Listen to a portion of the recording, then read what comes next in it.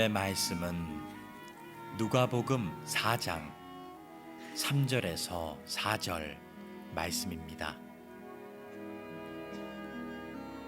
마귀가 이르되 내가 만일 하나님의 아들이거든 이 돌들에게 명하여 떡이 되게 하라. 예수께서 대답하시되 기록된 바 사람이 떡으로만 살 것이 아니라 하였느니라. 아멘. 오늘은 누가복음 4장으로 넘어가서 예수님께서 세례를 받으신 직후에 벌어진 사건을 중심으로 소개를 해드립니다. 아마 교회를 다니시는 분들에게는 익숙한 본문이지 않을까 생각합니다. 예수님께서 마귀에게 시험을 받으시는 세 가지의 스토리, 그리고 그 시험을 이기셨죠. 그리고 우리에게 샘플로 너희도 이런 시험을 만날 때 이렇게 이겨내라 라고 하는 그런 교훈의 말씀이 오늘 본문의 말씀입니다. 마귀가 어떻게 예수님을 시험했을까? 왜 시험했을까? 예수님이 요단강에서 세례 요한에게 세례를 받죠. 그때 그 요단강은 하늘에서 하나님의 음성이 들리는 곳이었습니다. 그리고 나서 곧바로 그는 깊은 광야로 가서 40일을 금식하고 나서 마귀에게 시험을 받았다 그랬어요. 자, 예수님이 오기 전까지 이 세상은 마귀가 자기의 영역이라고 생각을 하는 거예요. 그런데 예수님이 오셔서 이제 공생애 30살까지 그냥 목수의 아들로 살면서 예수님의 사역을 준비했다가 3년을 공적인 사역을 시작하기 전에 예수님께서 금식하고 기도하고 성령 충만해지자 다시 말하면 예수님의 정체성이 드러나기 시작하니까 마귀가 이 세상이 자기의 건 줄 알았는데 예수님이 들어와서 자기의 설 자리를 없앤다고 생각하니까 마귀가 선제 공격을 하는 거예요, 예수님을. 그래서 오늘 본문의 이야기는 전개가 되는 거죠. 자, 어떤 시험을 마귀는 예수님께 했느냐? 세 가지라고 했는데 첫 번째 시험이 예수님의 욕망을 시험하는 거죠. 욕망. 이걸 우리는 육체적 시험이라고 해요. 자, 예수님께서 지금 40일 동안을 금식하셨어요. 그리고 금식을 마친 다음에 그 배고픔, 인간의 그 허기진 이 욕망을 사탄이 건드는 거예요. 40일 동안 아무것도 못 먹었습니다. 여러분 상상해 보십시오. 사람이 굶으면 인격과 상관이 없어요. 평상시에 그 인격도요, 배부르고 뭐 이럴 때 인격도 나오는 거죠. 배고파 보십시오. 인격이 어디 있습니까? 사람은 본능대로 사는 거예요. 며칠만 굶겨놔 보세요. 다 인간은 동물적인 존재들이에요. 그래서 우리가 아무리 거룩한 척하고 고상한 척하고 품이 있는 척하고 해도 인간이 죄성을 가졌다는 게 뭐예요? 오늘 우리 아기들 나와 앉아서 축복기도 받았는데 저 아기들이요, 태어난 지 이제 한 달도 안 된 아기들이잖아요. 근데 저 아이들한테 부모가 야 니네 배고프면 울어 라고 가르친 적이 없어요. 근데 자기들이 조금만 불편하면 뒤로 자빠지면서 자지러져요. 얼마나 이기적인지 몰라요. 엄마가 밤에 잠을 자든 못 자든 뭐 젖이 안 나오면 막 신경질 내고 엄마 젖 깨물지 않아요. 애기들이 그게 본능적이에요. 본능이라는 거예요. 배고프면 먹고 싶고 불편하면 싸고 또 그게 불편하면 울어대는 게 본능. 그러니까 인간이 죄성을 가진 거예요. 여러분 여기 아무리 훌륭한 사람이라도요, 한 열흘만 한 달만 여러분 굶어 보세요. 정글의 하이에나가 다 되시고요. 쓰레기통 뒤지는 개들처럼 우리가 살아가는 존재, 그게 인간이에요. 그러니까 인간이 본성이 죄성이 있다는 거예요. 예수님이 지금 40일 동안 아무것도 못 먹었어요. 근데 예수님이 목수의 아들이잖아요. 그러니까 가난한 집에서 사셨기 때문에 평상시에 뭐 보양식을 잘 먹고 영양식을 잘 먹고 그러지 않았을 거예요. 굉장히 예수님이 영양 같은 걸 많이 보충하고 운동하고 그러지 않았기 때문에 건강한 그런 체질은 아니었을 것이다. 아주 마르고 허약한 체질이었을 것이다. 그런데 40일을 굶었으니 정신을 잃지 않은 게 다행이죠.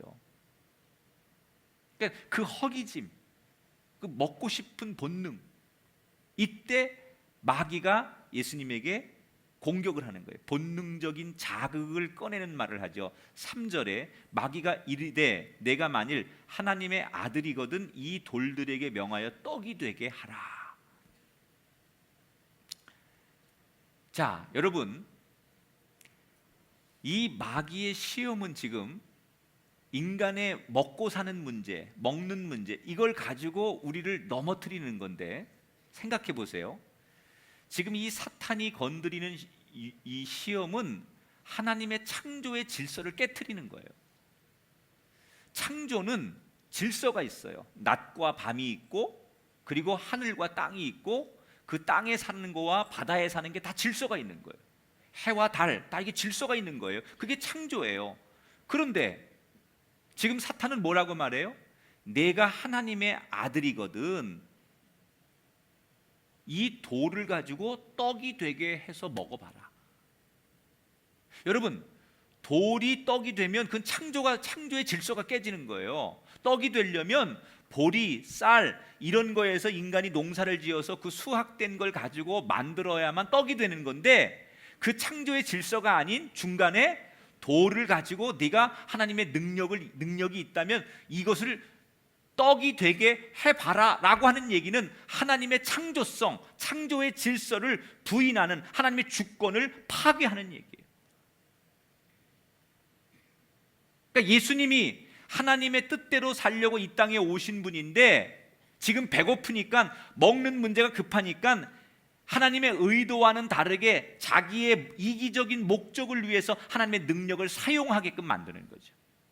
그래서 완전히 하나님으로부터 버림받는 존재로 만들겠다는 의도가 있는 거죠. 여러분, 우리가 인생을 살면서 제일 서러운 게 배고픔의 서러움이에요. 다른 것보다도요, 사람이 먹는 거에 대한 한이 있으면 안 돼요. 그래서 먹는 거는 공평해야 돼요. 제가 늘 주장하는, 먹는 건 잘 먹어라. 먹는 거는 공평하게 해라. 입는 거 이런 거는 좀 우리가 절약할 수 있지만, 먹는 거에 대해서만큼은 다 누구에게나 아주 기본적으로 줘야 된다고 생각해요. 그 먹는 거 가지고 그러는 게 제일 치사해요. 제일 나쁜 사람이 먹는 거 가지고 장난치는 거예요. 금식을 하신 분들은 알겠지만요, 설문조사를 했어요. 금식을 하신 분들에게 며칠씩, 금식하고 나면 금식할 때 뭐가 제일 먹고 싶으냐 했더니 1위가 짜장면, 2위가 치킨이래요. 그러니까 사람이 며칠을 굶으면요, 제일 먹고 싶은 게 막 그런 막 왔다 갔다 하죠. 머릿속에 막 그냥 막 헛것이 왔다 갔다 해요. 바로 그때 이 사탄이 예수님께 공격하는 거예요. 너 배고픈데 수단과 방법을 가리지 말고 뭐로 가도 서울만 가면 되는 거 아니냐. 배불러야 되는 게 인간인데 왜 배고프게 있느냐. 너 능력이 있으니까 하나님의 창조고 질서고 다 집어치고 이 돌을 떡이 되게 해봐라. 그러면 내가 하나님의 아들인 것을 내가 믿을게 라고 말하는 이 이야기. 여러분, 성공하고 싶어서, 먹고 살기 위해서, 돈 벌기 위해서 오늘 수단과 방법을 가리지 않고 사는 우리의 삶에 도전하는 유혹과 똑같은 거예요. 예수님이 이 유혹에 뭐라고 대답해요? 4절에 같이 읽어볼게요. 시작. 예수께서 대답하시되 기록된 바 사람이 떡으로만 살 것이 아니니라. 아주 짧고 간결한 대답이지만 이 속에 큰 뜻이 담겨 있어요. 자, 우선 예수님은 배고픔을 채울 수 있는 떡을 부정하지 않아요. 육체가 먹는 음식, 먹고 사는 문제가 중요한 문제라는 거예요. 절대로 기독교가 먹고 사는 문제는 중요하지 않다 말하지 않습니다. 여러분, 직장 생활하고 일터에서 여러분이 생활하고 사업하고 장사하고 먹고 사는 문제 너무 중요해요. 어떻게 먹고 사는 문제가 중요하지 않습니까? 중요합니다. 잘 먹고 또 잘 먹기 위해서 열심히 일해야 됩니다. 그게 기독교의 가르침이에요. 그런데 예수님이 말씀하신 것은 먹는 게 중요하긴 하지만 더 근본적으로 중요한 게 있다는 거예요. 세상에서 먹는 것만 중요한 게 아니라 하나님의 말씀도 함께 먹으라는 거예요. 사람이 떡으로만 살 것 아니요, 이 말씀은 예수님이 지어낸 얘기가 아니라 구약성경 신명기에 나오는 말씀을 예수님이 인용하신 거예요. 어떤 거냐면 신명기 8장 3절에 보면 모세가 여러분 애굽에서 이스라엘 백성들을 60만, 장정만 60만 명이니까 아이들과 여자까지 따지면 200만 명이에요. 200만 명을 데리고서 광야로 나와요. 여러분 상식적으로 광야는 굶어 죽는 곳이 광야예요. 풀 한 폭이 없고 열매 하나 없고 물 한 모금 없는 곳이 광야 아닙니까? 그래도 애굽이라는 곳은 비록 종살이를 하고 노예 생활을 해도 그곳은 풍요로워요. 먹을 건 있어요. 그런데 그들을 이끌고 광야로 나왔다는 것은 광야는 아무것도 없는 곳이 광야예요. 근데 왜 그들을 살리겠다고 광야로 데리고 나와요? 그게 뭘 말하는 거냐? 애굽에서 주는 우상의 밑에서 먹는 음식만이 사는 게 아니라 비록 먹는 것이 없는 광야로 왔을지라도 하나님의 말씀에 공급하심이 있으면 그 말씀의 공급하심을 받으면 그 말씀으로 살 수 있다는 믿음 때문에 나가는 거예요. 그때 나온 얘기가 신명기 8장 3절의 말씀, 사람이 떡으로만 살 것 아니요 하나님의 말씀으로 살 것이라. 이 말씀을 예수님이 지금 마귀의 시험 앞에서 이 말씀을 인용하시는 거예요. 여러분의 인생에도 하나님이 공급하시는 은혜가 있기를 축복합니다. 사람이 자기가 노력해서 땅에서 걷어서 먹는 게 맞아요. 열심히 농사짓고 열심히 땀 흘리고 정직하게 일해서 그 수익을 가지고 잘 살고 부자가 돼야 돼요. 그런데 우리가 기억할 것, 그리스도인은 땅의 것만 가지고 안 되는 거예요. 하늘에서 하나님께서 공급해 주시는 은혜, 이 축복이 있는 게 그리스도인이에요. 세상 사람들은 땅이 전부라고 생각해. 그래서 땅에서 열심히 얻고 땅을 가지고 승부하고 땅만 매달립니다. 그러나 그리스도인은 땅의 것을 매지만 하늘에서 공급하시는 은혜, 하나님 말씀의 은혜, 하나님의 능력의 은혜, 이런 것들의 공급의 은혜가 있는 게 그리스도인의 삶이에요. 여러분 주님의 공급하심을 신뢰하시기 바랍니다. 오늘도 여러분의 가정과 인생에 주님이 베풀어 주시는 그 은혜를 신뢰하는 여러분 되기를 주의 이름으로 축원합니다. 예수님께서 이 시험을 이기기 위해서 구약의 말씀을 인용하셨듯이 여러분도 날마다 어려운 일이 있을 때 말씀을 여러분 입술을 통하여 인용하시고 그 말씀을 활용하시고 그 말씀을 드러낼 수 있는 인생이 되기를 축복합니다. 예수님도 당신이 말한 게 아니에요. 구약의 말씀을 인용하셔서 말씀했듯이 여러분 인생에 어렵고 시험이 있을 때마다 말씀이 여러분 입술 속에 사용되어지게 되시기를 주님의 이름으로 축원합니다. 먹고 사는 문제 중요해요. 그러나 더 중요한 것은 하나님 말씀을 지키며 먹고 사는 게 중요하다는 거예요. 여러분 돌이 떡이 되게 하는 건 먹고 사는 문제라는 것 속에서 그런 편법, 그런 불법, 그런 질서를 깨트리는 거, 그건 축복이 아니에요. 뭐로 가도 가는 서울은 서울이 아니에요. 정상적인 길로 가야 돼요. 근데 우리는 돈만 벌 수 있다면, 내 자식 새끼들 잘 될 수만 있다면,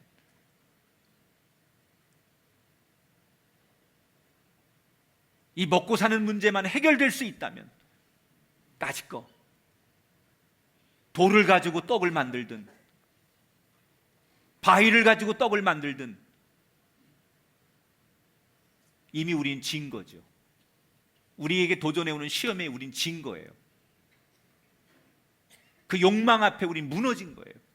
근데 예수님은 뭐라고 말씀하세요? 사람이 떡으로만 사냐? 이 먹는 문제, 본능은 인간에게 일차적인 거예요. 근데 식욕, 욕망 이런 일차적인 것에 사람이 매이면 절대로 그 사람은 하나님을 볼 수가 없습니다. 사람이 경제적인 어려움 때문에 돈에 매이게 되면 돈 되는 일이면 무조건 쫓아가요. 그러니까 돈 되는 일이면 무조건 쫓아가기 때문에 하나님을 찾지 않습니다. 그래서 하나님과 멀어지는 거예요. 그래서 돈 때문에 사람은 주일도 못 지키고 돈 때문에 하나님 약속도 안 지키게 되고 돈 때문에 기도도 안 하는 거죠. 돈을 벌러 가야 되니까 1차적인 게 중요하니까 그 2차적인 3차적인 영적인 거에 대해서는 관심이 없어요. 그래서 점점 하나님과 멀어지고 하나님과 상관없는 인생을 살지요. 사탄은 우리의 약점을 너무나 잘 알기 때문에 그 약점을 공격하는 거예요.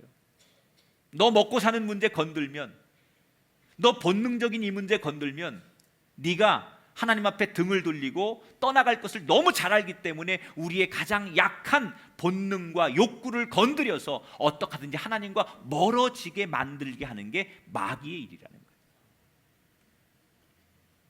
본능은 먹고 사는데 매이게 해요. 바로 우리가 이럴 때 본능을 이기는 방법은 하나님의 말씀으로 이겨야 돼요. 여러분 삶에 하나님의 말씀이 가득 채워지게 되시길 축복합니다. 예수님이 말씀으로 그 본능을 이기셨던 것처럼 여러분의 삶에, 여러분의 가정에, 여러분의 자녀들이 살아가는 동안에 이런 유혹 받을 거 아니에요. 돈 되면 마약도 해도 됩니까? 돈 되면 사람을 죽여도 됩니까? 그런 유혹 앞에 여러분 자녀가 무너지지 않게 하려면 부모가 여러분 자녀에게 뭘 줘야 되느냐? 말씀이 가득 채워져야 돼요. 어릴 때부터 그 자녀의 인생 속에, 그 자녀의 영혼 속에 말씀이 가득 채워질 때 그런 유혹이 오면 그 말씀을 통하여 유혹을 이길 수 있으니 자녀들에게 말씀의 교육을 시키고 말씀의 예배를 드리게 하는 것 얼마나 중요한지를 부모들이 깨달아야 된다.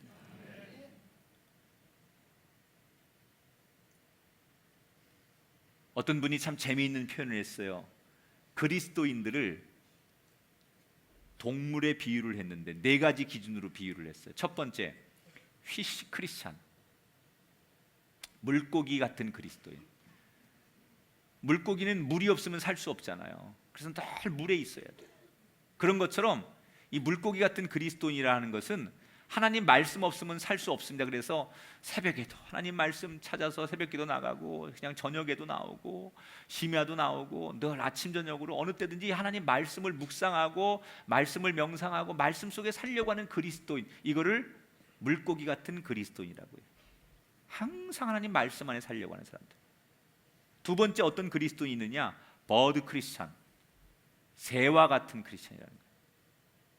새는 조류학자들의 얘기에 의하면 최대 9일 동안까지도 굶어서 살 수 있대요. 이거는 교회를 일주일에 한 번만 와도 말씀을 안 먹다가 일주일에 한 번만 교회 나와서 주일만 예배해도 된다고 생각하는 그리스도인을 말한다는 거예요. 세 번째, 개에 비유한 그리스도인, 도그 크리스찬. 개는 20일을 굶어도 살 수 있대요. 그러니까 어쩌다가 한 2-3주에 한 번씩 교회 나오고 한 달에 한 번 정도 교회에 나와서 예배 드려도 된다고 생각하는 그리스도인들, 이게 도그 크리스찬, 개와 같은 크리스찬이라는 거예요. 네 번째, 거북이 같은 크리스찬이 있대요. 터틀 크리스찬. 거북이는요 500일을 굶어도 산대요. 이런 그리스도인이 뭘 말하는 거냐? 1년에 한 번 정도 교회 나가도 된다고 생각하는 거예요. 무슨 부활절이나 성탄절, 뭐 송구영신 예배 한 번만 나가면 되지 뭐. 그래도 난 크리스찬이야. 이러고 살아도 아무 지장 없게 사는 사람들, 이게 바로 거북이 같은 크리스찬이라는 거예요. 사람이요 삶에서 느껴지는 배고픔을 자신이 추구하는 본능과 욕망으로 해결하다 보니까 하나님 말씀은 굶어도 전혀 문제가 안 돼요.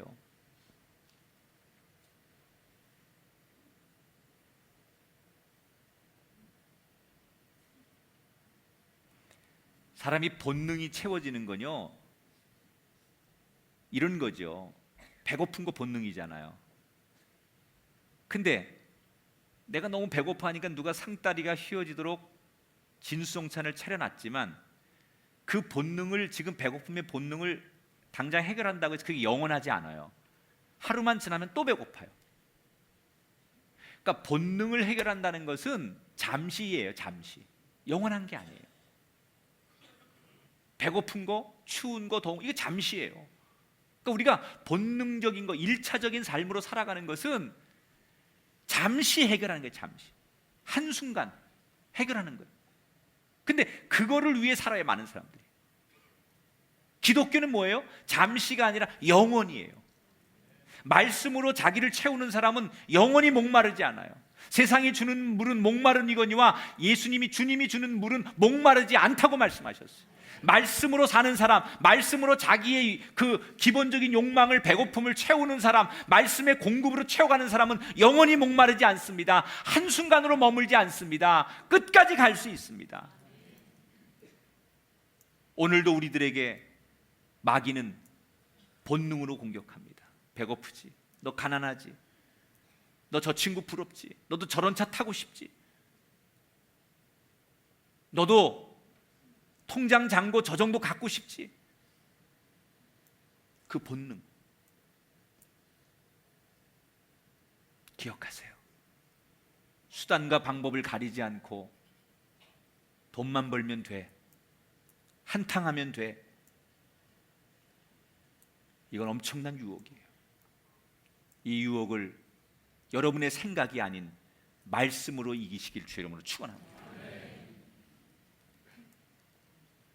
두 번째 시험은 부귀영화에 대한 시험이에요. 마귀가 권력에 대한 유혹. 권력.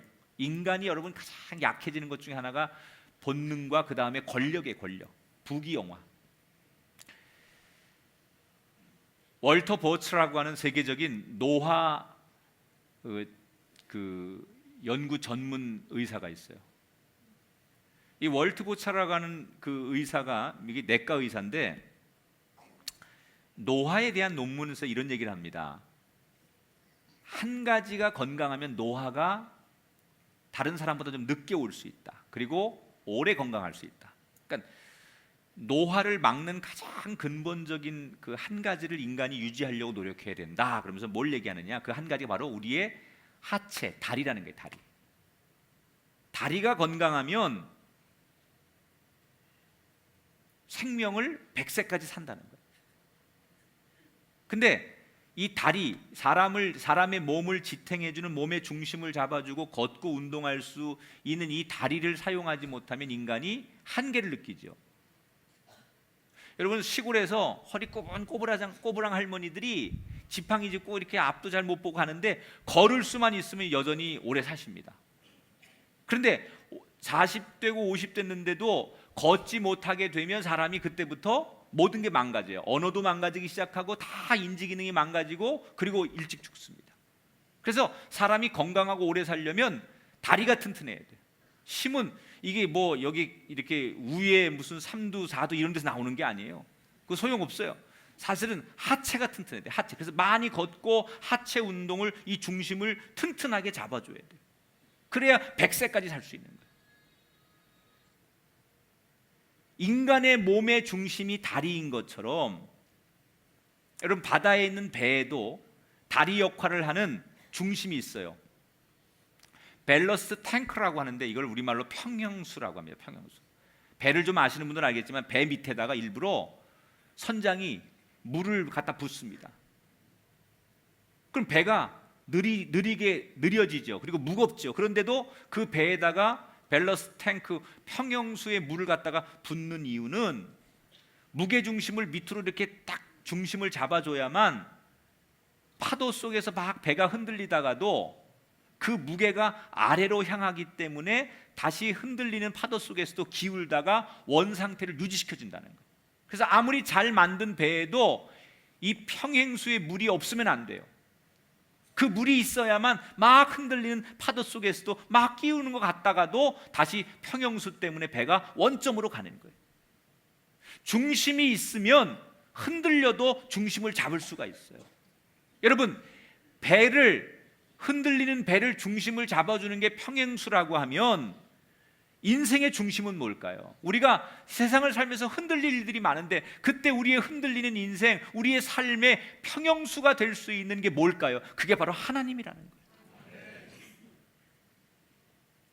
하나님이 중심이 되어서 사는 사람, 어떤 시험과 유혹을 만나도 잠시는 흔들리긴 하지만 다시 내 자리로 돌아오고 그 자리로 돌아오고 넘어지지 않게 사는 게 하나님이라고 하는 평형수라는 거예요. 두 번째, 사탄이 예수님을 광야에서 제일 높은 산으로 끌고 올라가셨어요. 그리고는 저 예루살렘 도시를 보여주는 거예요, 밤에. 근데 그 예루살렘 도시가 불빛으로 인해서 반짝반짝거리고 도시가 얼마나 화려하고 아름다운지 몰라요.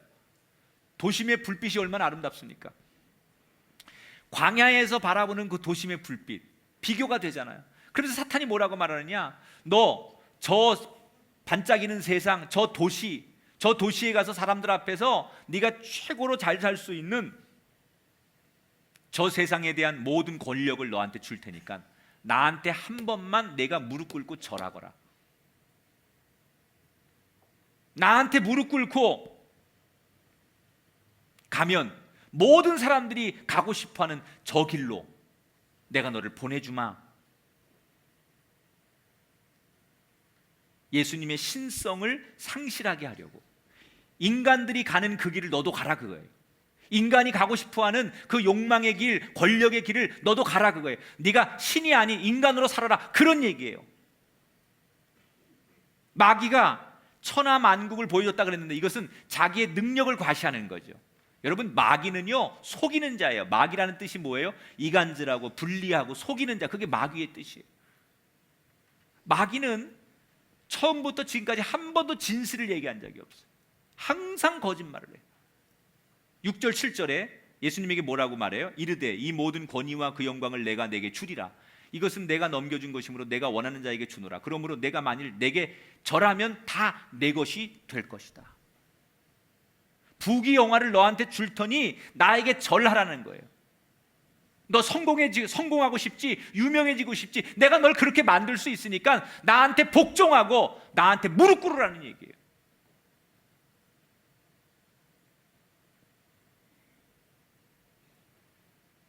이 마귀는 두 가지 거짓말을 하고 있어요. 첫째, 이 모든 세상이 다 자신의 것이라고 하는데 여러분, 그건 거짓말입니다. 이 천지는 다 하나님의 것입니다. 하나님이 사탄에게 이 천지를 준 적이 없어요. 그런데 사탄은 이게 자신의 거라고 거짓말해요. 근데 여러분, 우리가 사탄이 하는 거짓말을 하고 산다니까요.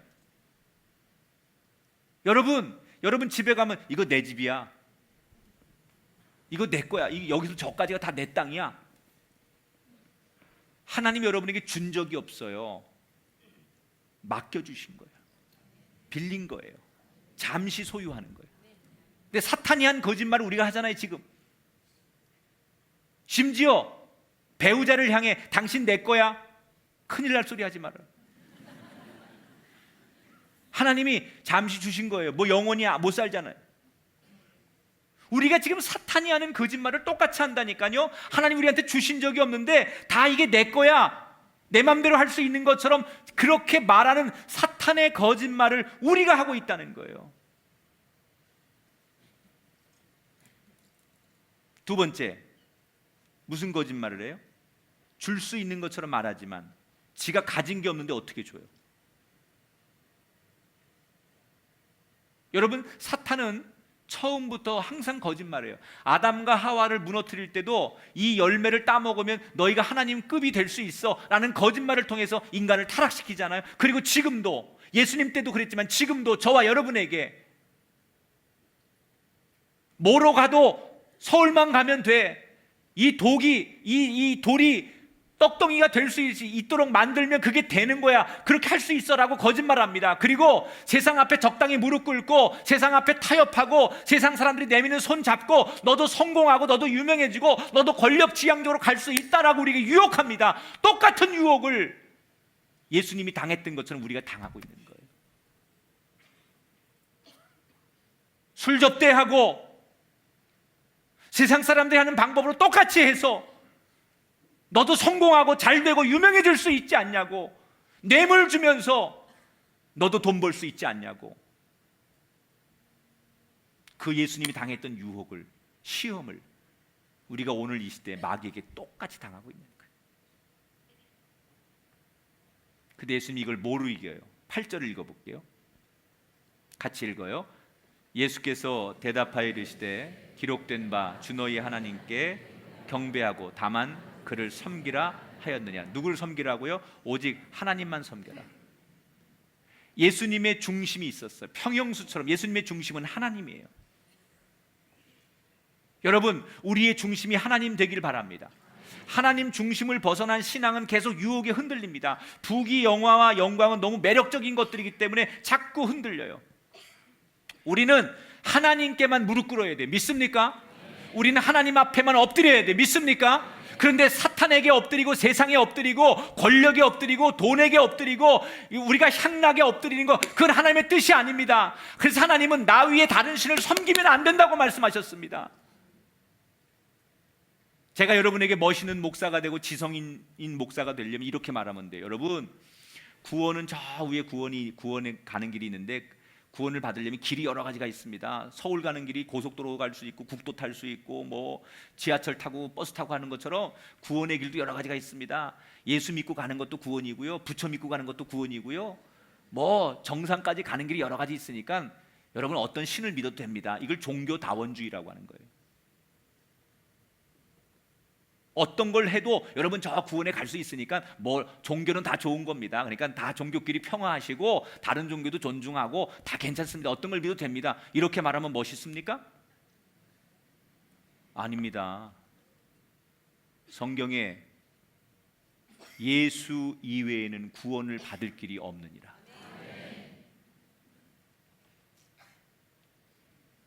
그건 거짓말이에요. 그거는 사탄의 유혹이에요.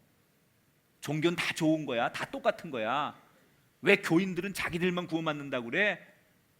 이런 것들이 유혹입니다. 그럴싸하지만 그게 유혹입니다. 포장입니다. 그게 시험입니다. 구원은 예수 믿지 않고는 안 되게 돼 있어요. 이게 하나님의 법칙이에요. 저와 여러분은 우리의 중심은 하나님이에요. 뭘 해도 하나님 앞에만 무릎 꿇고 세상에 무릎 꿇고 사탄에게 무릎 꿇는 게 아니라 하나님 한 분 위에는 무릎 꿇으면 안 돼요. 그것이 여러분의 삶이고 저의 삶이 될 때 어떤 시험도 이기게 될 줄 믿습니다. 세 번째 시험이 뭐예요? 교만의 유혹, 종교적 시험. 자, 첫 번째 육신의 본능의 시험, 그 다음에 성공, 권력 이런 거에 대한 시험이 안 되니까 세 번째 다시 예수님을 성전 꼭대기에 데리고 올라갔어요. 종탁 같은 데 데리고 왔다는 거예요. 그리고서 뭐라고 얘기하느냐? 네가 진짜 하나님의 아들이거든 이 꼭대기에서 뛰어내려봐라. 그러면 하나님께서 너를 안전하게 밑에서 받아주시지 않겠느냐? 그러면 내가 그걸 내가 보면 너를 하나님의 아들이라고 인정하겠다 그 말이에요. 여러분, 이게 성전은 하나님 앞에 예배하는 곳이지 성전은 하나님을 시험하는 곳이 아니에요. 우리는 하나님을 예배하면 되지 하나님을 자꾸 시험하려고 하면 돼요. 그런데 지금 이 사탄은 예수님을 데리고 성전에서 하나님을 예배하고 하나님을 찬양하고 경배하게 하는 게 아니라 하나님을 시험하게 만드는 그런 시험을 하는 거죠.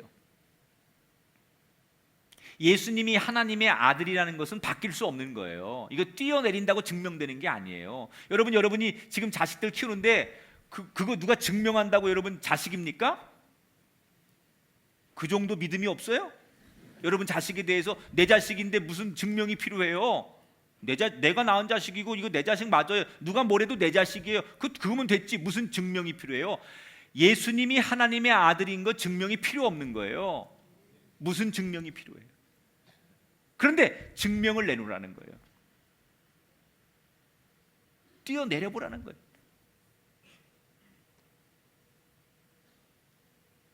야, 정말 하나님이 살아계시면 지금도 목사 입을 통해서 앉은 병을 일으켜보고 소경은 눈을 뜨게 해보고 뭐 죽은 사람을 살려봐. 그 성경에 그대로 일어나면 내가 믿을게, 하나님 믿을게 그렇게 말하는데 여러분, 하나님 능히 그렇게 하실 수 있어요. 그러나 그 시대는 그런 것으로 역사하는 거고 지금 시대는 지금의 일로 역사하시는 거지 그 시대 했다고 똑같이 하시는 분이 아니에요.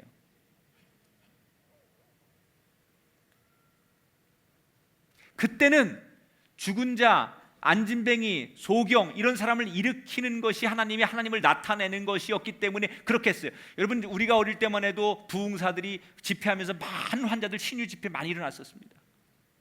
근데 지금의 하나님의 역사는 그런 것을 역사하는 시대가 아니라는 거죠. 말씀으로. 할렐루야.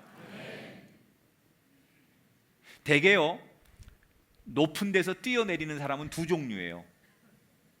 하나는 인생이 끝났다고 생각해서 절망하는 사람들이 뛰어내리죠. 자살하는 거예요. 유혹이죠. 난 이제 끝났어. 난 이제 망했어. 난 이제 세상 사람들로부터 버림받았어.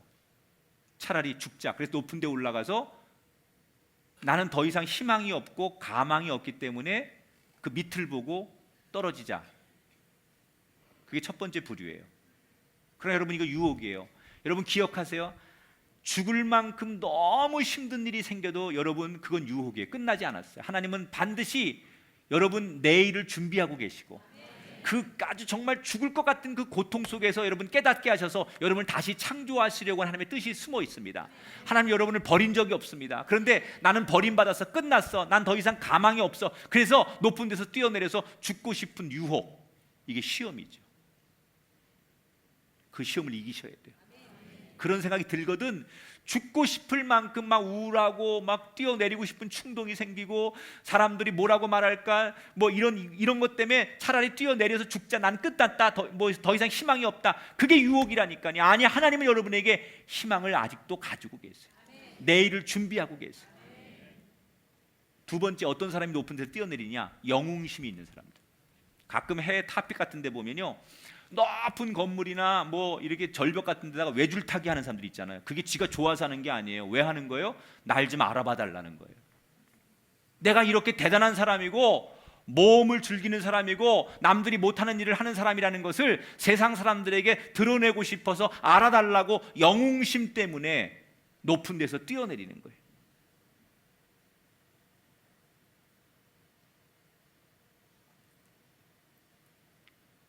하나님의 능력이 너를 통해 나타나는 걸 보여줘라. 그러면 내가 너를 하나님의 아들인 것을 인정할게라는 이 시험. 여러분, 예수님 뭐라고 대답해요? 예수님은 능력이라는 것은 하나님이 나를 사용하는 것이지 내가 하나님을 사용하는 게 아니에요. 여러분, 김 목사한테 능력이 나타났어요. 그러면 하나님이 나를 사용하시는 거예요. 그런 거지 내가 하나님을 사용하는 게 아니에요. 하나님이 여러분을 붙들어 쓸 때 기적이 일어나는 거고, 하나님이 여러분을 통하여 말씀하실 때 능력이 나타나는 거고, 하나님이 여러분의 가정을 붙들 때 축복이 임하는 거지, 여러분이 하나님을 붙든다고 되는 게 아니라는 거예요.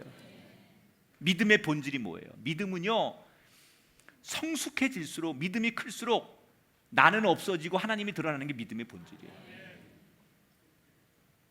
이 믿음이 성숙하지 않은 사람은요, 처음 교회 나와서 신앙생활하는 사람들은요,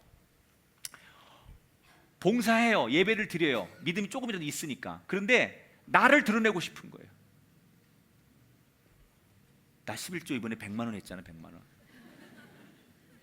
이번에 나 건축공금 하는데 나도 이렇게 써. 너 얼마 했냐? 이러면서 자기를 드러내고 싶은 거예요. 이건 믿음의 본질이 아니에요.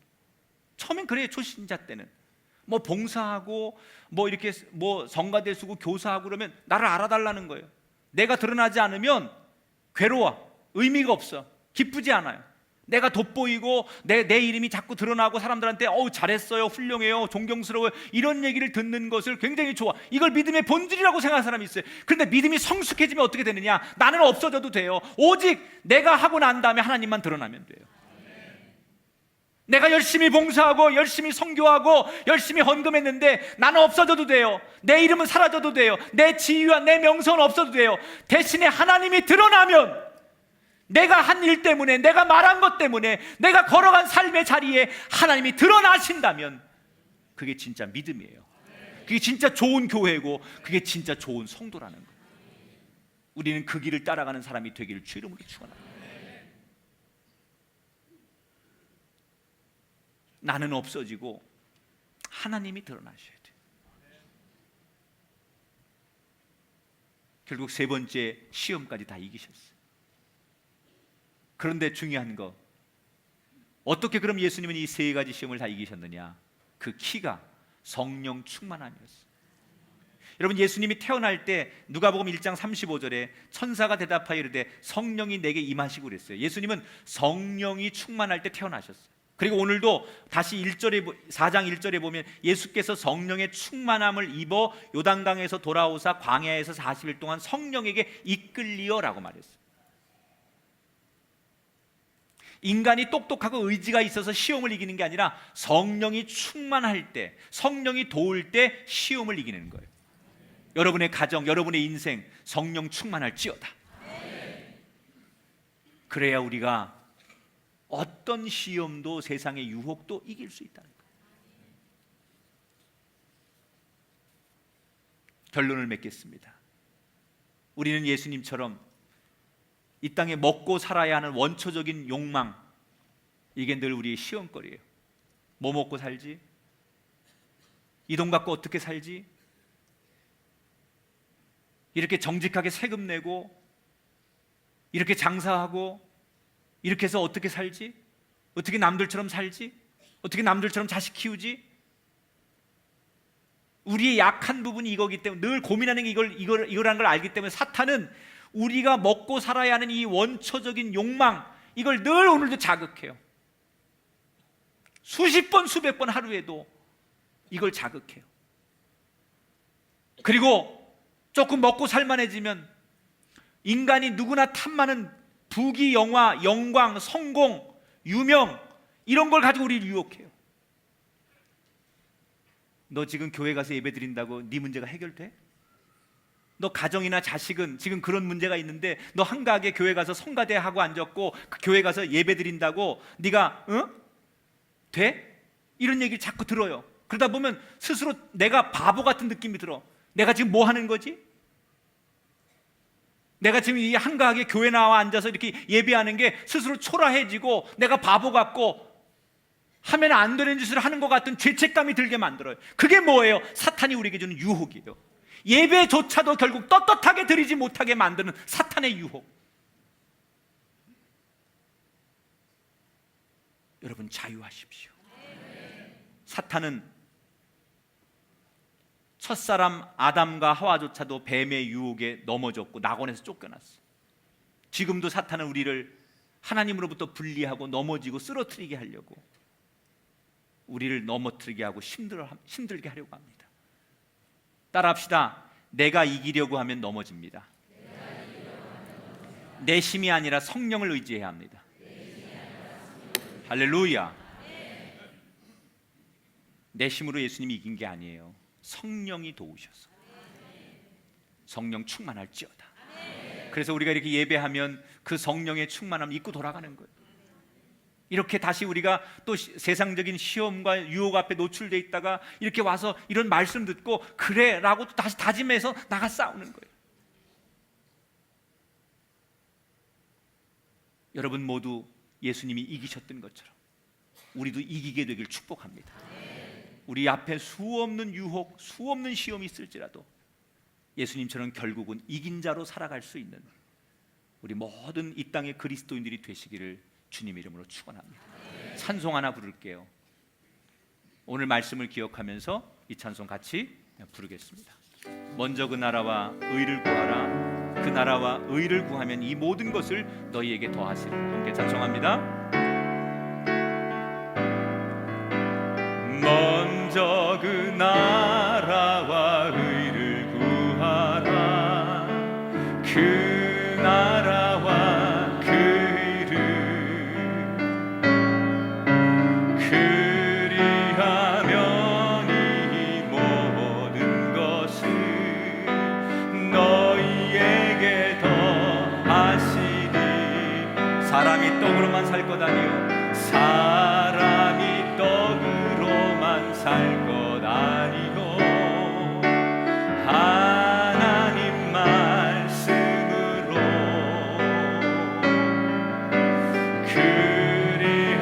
그리하면 이 모든 것을 너희에게 더하시리. 다시 한번 사람이 떡으로만 살 것 아니요 사람이 떡으로만 살 것 아니요 하나님 말씀으로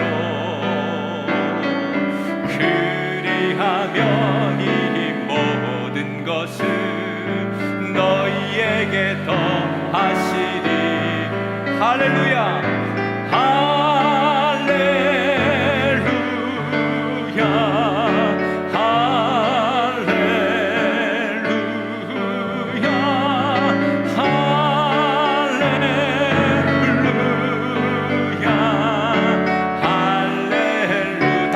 사람이 떡으로만 살 것 아니요 사람이 떡으로만 살 것 아니요 하나님 말씀으로 그리하면 이 모든 것을 너희에게 더하시리. 할렐루야